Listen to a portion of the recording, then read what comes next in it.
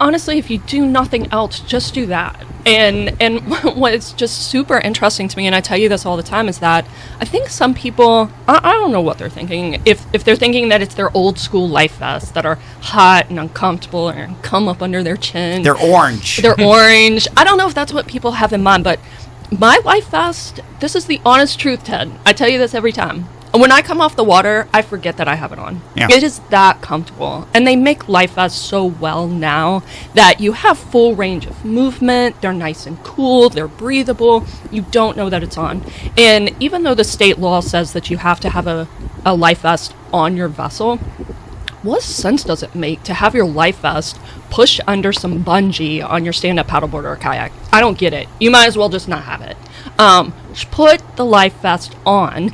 That all by itself, more than likely it's going to save your life. In fact, I don't know that anybody's ever drowned on the Rappahannock who was wearing a life vest. I've heard That's that. it. I've heard that statistic. That's all you have to do. All this other stuff that we're going to tell you to do, we hope that you'll consider that too as a safe boater and user of the river. But if you only do one thing, just wear that life vest. And April, like what you said about putting it, under your seat or putting it under a bungee or carrying it with you but not wearing it, to me, that's the equivalent of like riding a bike, bringing your helmet with you but not wearing it, and then waiting to put it on until you crash, Yes. and hoping that you can pause long enough to put that helmet on and buckle it before your head hits the ground, which is very silly. So I completely agree that they make them in so many different styles, colors, designs, all these things that you can have your favorite thing, feel good about it, look good wearing it, and be safe. And not only in paddling, but also other recreational boating activities. You could be fishing on a John boat. You could be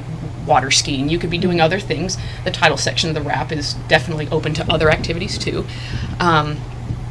But according to the Coast Guard, the U.S. Coast Guard, 8 out of 10 people who were in a fatal boating accident, they drowned. 8 out of 10. Okay, and of those people, 86% of them were not wearing a life jacket. So the vast majority of people who drowned, you could have prevented this by wearing a life jacket. The more challenging calls that we deal with are people that are swimming in the river, in the rapids, at Falmouth Beach, Old Mill Park, without a life jacket on, and they go under the water or they get swept down by the current because they're not expecting it.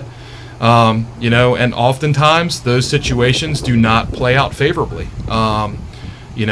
We have a little bit of a response time. Our stations are not on the Rappahannock. They're a few minutes away. And it takes that 911 system, a few minutes to get activated. And minutes, even seconds when we're talking about drowning victims equates to lives. And when you're dealing with a situation like that, when you go under the water, you don't have those minutes to wait.